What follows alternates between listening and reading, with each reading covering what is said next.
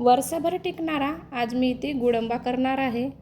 तर बऱ्याचदा गुळंबा करत असताना तो खूप पातळ होतो किंवा थंड झाल्यानंतर खूप असा कडक होतो।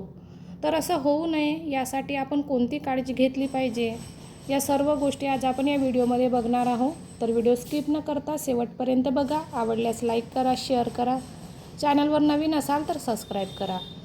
तर इथं मी 2 आंबे किसणीने किसून घेतले। आंबे छान स्वच्छ धुवून घ्यायचं, कोरडे करून घ्यायचे आणि नंतर किसायचं। तर अर्धा ते पाऊण वाटी किस घेतला आणि त्याहून अगदी थोडी लहान वाटी त्या वाटीने गूळ घेतला। तर अशा प्रकारे इथं मी खूप कमी आंबट असलेला आंबा घेतला आहे, त्यामुळे मी गुळाचं प्रमाण अगदी कमी केलेलं आहे। तर तुम्ही आंब्याचा आंबटपणा पाहून गुळाचं प्रमाण कमी जास्त करू शकता किंवा सम प्रमाणात घेऊ शकता। तर अशा प्रकारे आपण सुरुवातीला अजिबात गॅस न चालू करता गूळ आणि आंब्याचा किस छान एकजीव करून घेऊया आणि 2 ते 3 मिनिटांनंतर आपल्याला गॅस चालू करायचा आहे। तर इथं तुम्ही बघू शकता अगदी सर्व किस आणि मी गूळ छान परतून घेतलं आणि आपल्याला हे सर्व मिश्रण अगदी 2 ते 3 मिनिटांसाठी वाफवून घ्यायचं आहे, जेणेकरून गूळ हा पटकन वितळेल आणि आपल्याला गुळंबा शिजवायला सोपं जाईल। तर अशा प्रकारे आपण 2 ते 3 मिनिटं गुळंबा वाफवून घेऊया। तर तुम्ही बघू शकता अगदी भरपूर प्रमाणात असा पाणी सुटलेला आहे, पूर्णपणे गूळ छान वितळलेला आहे।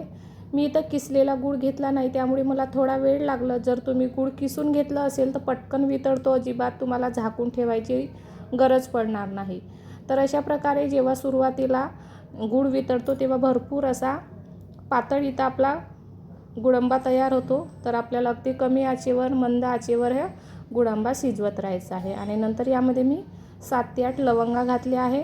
आपण हे गुळंबा अगदी 2-2, 3-3 मिनिटांनंतर कंटिन्यू आपल्याला हलवत राहायचं आहे, ढवळत राहायचं आहे, जेणेकरून तो चिपकणार नाही आणि मंद आचेवर आपल्याला ही प्रोसेस करायची आहे। तर अशा प्रकारे इथं 2 ते 3 मिनिटं झालेली आहे। तुम्ही बघू शकता गुळंबा अगदी हलका असा घट्टसर आलेला आहे आणि साईडनी अगदी फसफसल्यासारखं वाटत आहे। तर अशा प्रकारे आपल्याला ह्या स्टेजला अजिबात गुळंबा सोडून जायचं नाही आहे, कारण आपण 2 ते 3 मिनिटात आपला गुळंबा तयार होणार आहे। जर ह्या स्टेजवर आपण गुळंबा कंटिन्यू जर नाही हलवलं किंवा नाही ढवळत राहिलं तर तो जास्त प्रमाणात कडक होईल किंवा कडेला चिपकण्याची भीती राहील। त्यामुळे आपल्याला कंटिन्यू ढवळत राहायचं आहे आणि नंतर यामध्ये मी अगदी जवळपास अर्धा ते पाऊण चम्मच काळं मीठ घालणार आहे। तुमच्याकडे काळं मीठ अवेलेबल नसेल तर तुम्ही आपला रेग्युलरवाला साधा मीठसुद्धा घालू शकता आणि नंतर यामध्ये मी विलायची पूड घालणार आहे। तर आपल्याला अगदी कमी गॅस करून ह्या सर्व प्रोसेस करायची आहे, कारण आपला गुळंबा अगदी होण्याच्या स्टेजवर आलेला आहे। सर्व मिश्रण मी छान एकजीव करून घेतलं, सर्व मिश्रण छान मिसळून घेतलं आणि नंतर आपण गुळंबा झालं का नाही हे कसं चेक करायचं हे मी तुम्हाला सांगणार आहे। तर अशा प्रकारे तुम्ही बघू शकता गुळंबा हा चमच्यावरून अगदी पटकन खाली पडत आहे, म्हणजेच गुळंब्याला आपल्याला पुन्हा वेळ आहे। आपण याला अगदी 2 ते 3 मिनिटं शिजवणार आहोत आणि नंतर जेव्हा गुळंबा पूर्णपणे तयार होतो किंवा अगदी मस्त दाटसरपणा, त्याला घट्टपणा येतो, तेव्हा गुळंब्याचा जो आंब्याचा किस आहे त्याला अगदी चकाकी येतो, अगदी ट्रान्सपरंट दिसतो। तुम्ही बघू शकता किस अगदी ट्रान्सपरंट दिसत आहे आणि सराट्यावरून म्हणजे चमच्यावरून पडायला त्याला खाली वेळ लागत आहे, म्हणजेच इथं आपला गुळंबा तयार आहे। आणि नंतर आपल्याला या स्टेजवर गॅस बंद करायचा आहे। बघा अगदी गुळंबा मस्त घट्टसर झालेला आहे, त्याला अगदी चमच्यावरून पडायला वेळ लागत आहे आणि किससुद्धा छान शाईन करत आहे, त्याला ट्रान्सपरंटपणा आलेला आहे। तर ह्या स्टेजवर आपण गॅस बंद करूया आणि थंड करण्यासाठी ठेवून देऊया।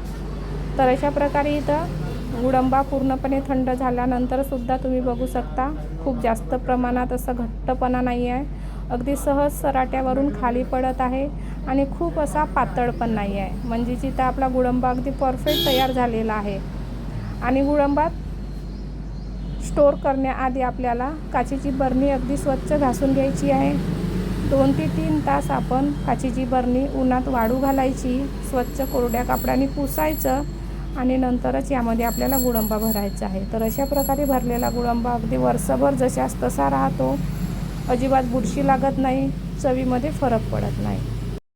तर व्हिडिओ कसा वाटला मला कमेंट करून नक्की सांगा। आवडल्यास लाईक करा, शेअर करा, चॅनलवर नवीन असाल तर सबस्क्राईब करा। चला तर मग पुन्हा भेटूया अशाच एका नवीन व्हिडिओ सोबत। तोपर्यंत तोपर्यंत धन्यवाद.